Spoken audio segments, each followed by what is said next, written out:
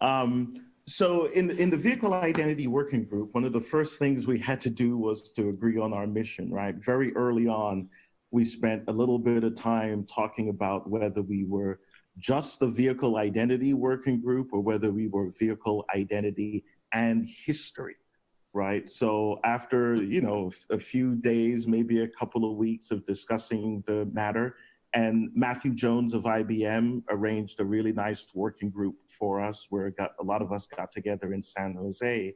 We eventually decided on sort of a two-phase approach, right? So in the first phase, we were going to focus specifically on the problem of vehicle identity, right? So in other words, being able to uniquely identify a vehicle on a blockchain, right? The vehicle history and usage data and these other things would fold in the second phase of our work.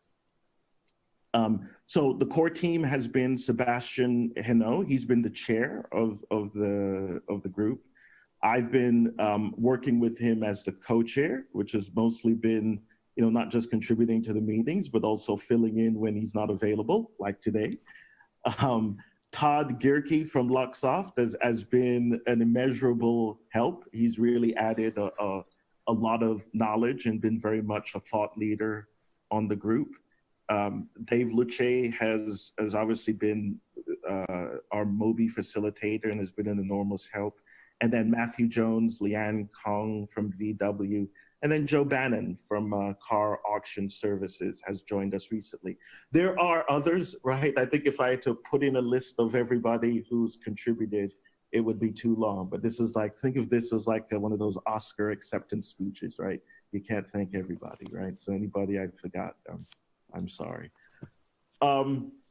All right, so to go back to our approach, right, we decided on sort of a two-phase plan of attack, right? So it was initiate and then incubate. So in the initiate phase, what we wanted to do was to create an RFI, right? And we've done that. And I'll show you some of the key portions of that in the presentation today. And then what we decided to do was to test it with an initial respondent. And that was actually Sovereign, right? So Sebastian had some connections at Sovereign. So we ran our initial RFI by them. And it was good that we did because the main sort of feedback, we were initially envisioning that of soliciting written responses from the community, from the supplier community. But after the feedback we got from Sovereign, what they basically told us is, look, startups aren't really good at responding to, RFPs or RFIs, right? You'd be better off just starting out, scheduling like a 1 hour or 90-minute call with them and then winnowing the list down. And then maybe you can do something more involved with a shorter list of respondents. So that's essentially what we did, right? In addition, we improved the RFI based on the feedback we got from them. We added some more specificity to it, added some questions to it, which I'll show you in a second, right? And then the idea was to just release it to the community, and that's what we did, right? So we sent out an announcement, right, to the community. I'm sure a lot of you guys probably saw that, right, in which we included the RFI, which was in the form of a PowerPoint spreadsheet. And we've been soliciting responses. So for the last month or so, I think we sent it out like at the beginning, it's like second week of September. I believe it was like September 13th. And so for about the last month or so, we've been getting responses. Maybe there's about 2 or 3 per week is what we've been receiving.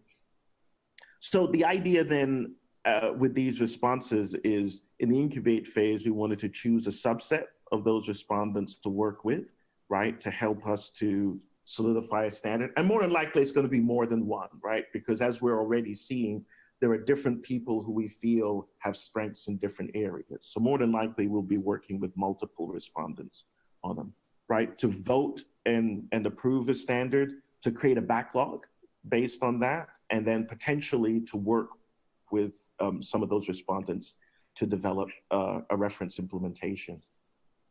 So as I mentioned, we're still in the initiate phase. We originally were hoping we'd be done by the end of September, right? It's best laid plans of mice and men kind of thing. At this point, I think the earliest we're actually probably going to complete that is the end of October. So we're a little bit behind, but not too far behind. And I expect that the incubation phase is probably going to run into next year, right? Is I think the most likely scenario, right? So that's why I put Q1 of next year. So what I'm showing you here is the RFI, right? Or one of the main parts of one of the main slides of the RFI. I'm sort of just taking the two key parts of it, right? So it starts with a mission statement, right? And it's the same mission statement I showed on the first slide that I presented to you. It gave our definition of vehicle identity, right? Which is just a trusted referenceable identifier that links multiple sub-items, including product definition, ownership history, and a set of meaningful events, right? We bring in the notion of a digital twin, right? And access control. You can see here in the second bullet of the vehicle identity. But we describe for the respondents what we see as vehicle identity. We give a few example use cases, obviously very high level. And then the last part here, we talk about, on this side, we talk about response expectations, right? In that we want their vision, their proposed use case, their proposed solution, and then how their solution supports the use cases that we identified above. And this was the part that really came out of, remember I told you guys how we talked to Sovereign and got their feedback? And one of the things they wanted us to do was to add more detail and add some specific questions, right? So I won't obviously go through the list of questions in detail, right? I think you guys will probably get these slides, right? So you get the idea, right? We asked them some specific questions about what blockchain platforms they support, what standards they support, how they do identity and access control, their data management, what they store on chain, what they store off chain, how they do state management, their business readiness, right? Privacy and security questions are what we essentially ask them. So in terms of responses, right? So as I mentioned, Sovereign was actually the first, right? They were sort of our guinea pigs, if you will, right? We've heard from Accenture, Car Vertical, QuantStamp, NewCipher, Filament. BigChainDB was on the list. I think something happened to that meeting. They didn't actually present. I'm sure we'll reschedule that one at some point in the future. And then upcoming next week, we've got Evernym, IOTA, I think Renault, and IBM. And I think there's probably more that are gonna come in also. Here's the timeline, but as I mentioned, I was hoping to get an updated version of this, but so this one is out of date, right? You pretty much take what I've got here and push it out by about a month, and that's where we're really at, right? So instead of the initiate period ending the end of September, it's going to end the end of October, right? And that's going to push everything else, and I'm assuming it's going to push the incubate phase into Q1 of next year. So I think that's it in terms of a presentation. So I'll take any questions that you guys might have.